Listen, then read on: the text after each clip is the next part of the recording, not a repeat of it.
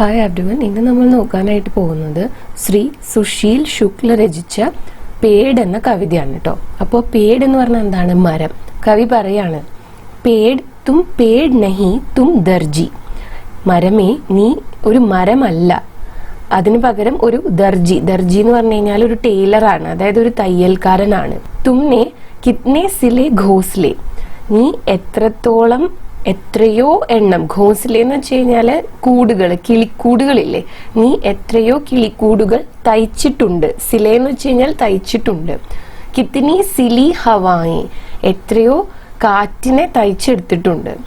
ധൂപ്പ് സിലി തോ ബിഖർ ഗയി, ഹവായി എന്ന് വെച്ചാൽ കാറ്റെന്നാണ് കേട്ടോ. ധൂപ്പ് സിലി തോ ബിഖർ ഗയി, കത്രൻ കത്രൻ ഛായായി. അപ്പം ധൂപ്പ് എന്ന് വെച്ചാൽ എന്താണ്? വെയില്.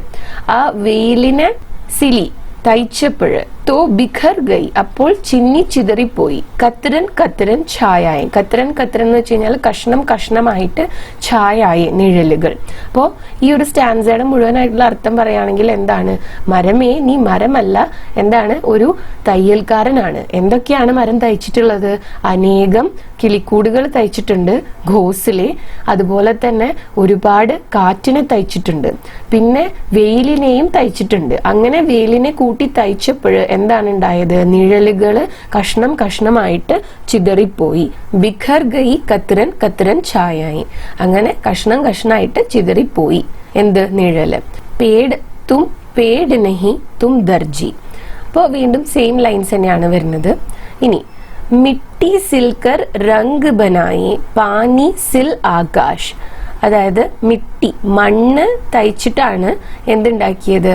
രംഗ്, കളർ ഉണ്ടാക്കിയത്. പാനി സിൽ ആകാശ്, അതുപോലെ തന്നെ വെള്ളത്തെ കൂട്ടി തുന്നിയിട്ടാണ്, തയ്ച്ചിട്ടാണ് എന്തുണ്ടാക്കിയത്? ആകാശം ഉണ്ടാക്കിയത്.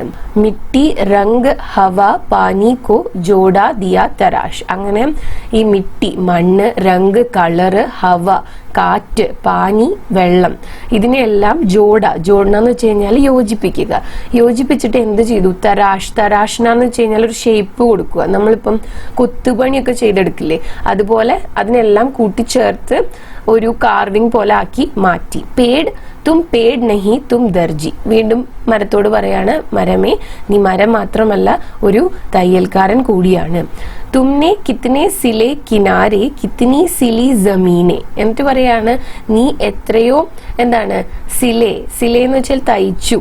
കിത്നെ കിനാരെ, എത്രയോ. കിനാരെ എന്ന് പറഞ്ഞാൽ തീരം, നദീ തീരത്തിന് നമ്മൾ നദിക്ക് കിനാരെ എന്നാണ് പറയുക. അപ്പം എത്രയോ തീരങ്ങൾ തയ്ച്ചെടുത്തു.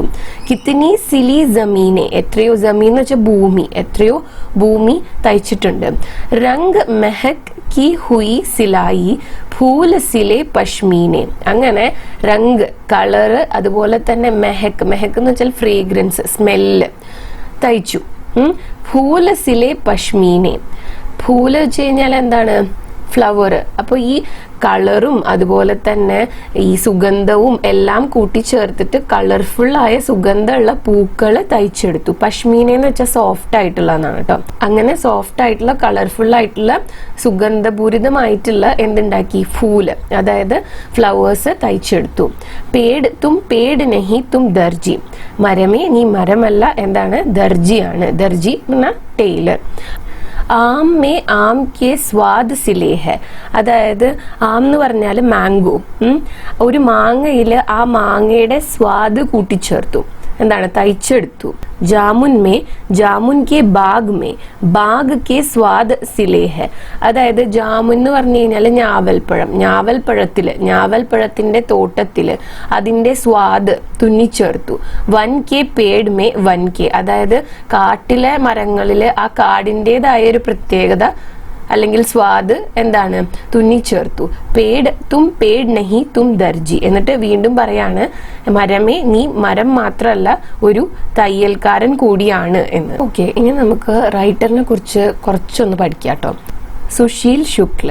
सुशील शुक्ल का जन्म 25 मार्च 1976 में मध्य प्रदेश के होशंगाबाद में हुआ. അപ്പോൾ സുശീൽ ശുക്ലജി ജനിച്ചത് 25 മാർച്ച് 1974 മധ്യപ്രദേശിലെ ഹോഷംഗാബാദ് എന്ന് പറഞ്ഞ സ്ഥലത്താണ്. ആ ബാൽ സാഹിത്യ के क्षेत्र में लगभग 2.5 दशकों से काम कर रहे हैं.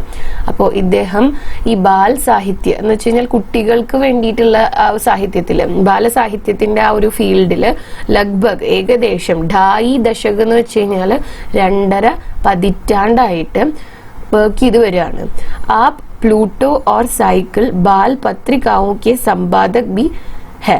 അതായത് അദ്ദേഹം പ്ലൂട്ടോ അതുപോലെ തന്നെ സൈക്കിൾ എന്ന് പറയുന്ന 2 കുട്ടികൾക്ക് വേണ്ടിയിട്ടുള്ള മാഗസീൻസ് അല്ലെങ്കിൽ പബ്ലിഷിംഗ് ഹൗസസിന്റെ സമ്പാദകൻ എന്ന് വെച്ച് കഴിഞ്ഞാൽ എഡിറ്റർ ആയിട്ടും വർക്ക് ചെയ്യുന്നുണ്ട്. ആപ് ചക്മക് ബാൽ പത്രിക കെ സമ്പാദക് രഹേ ഥേ. അപ്പൊ അദ്ദേഹം ചക്മക് എന്ന് പറഞ്ഞിട്ടുള്ള ഒരു ബാൽ പത്രികയുടെ സമ്പാദക് എഡിറ്റർ ആയിട്ട് വർക്ക് ചെയ്തിട്ടുണ്ട്, ഇപ്പൊ ചെയ്യുന്നില്ല.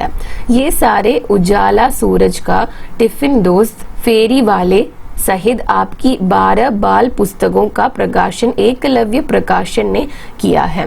അപ്പോൾ മേലെ പറഞ്ഞിട്ടുള്ള കൃതികള് യേ സാരെ ഉജാല സൂരജ് കാ ടിഫിൻ ദോസ്ത് ഫേരി വാല ഇതൊക്കെ ഉൾപ്പെടെയുള്ള ഒരു 12 കുട്ടികൾക്ക് വേണ്ടിയിട്ടുള്ള പുസ്തകങ്ങൾ ഏകലവ്യ പ്രകാശൻ എന്ന് പറഞ്ഞ ആ ഒരു പബ്ലിഷിംഗ് ഹൗസ് പബ്ലിഷ് ചെയ്തിട്ടുണ്ട്. പ്രകാശൻ എന്ന് വെച്ച് കഴിഞ്ഞാൽ പബ്ലിഷ് ചെയ്യുക എന്നാണ്, പ്രസിദ്ധീകരിക്കുക.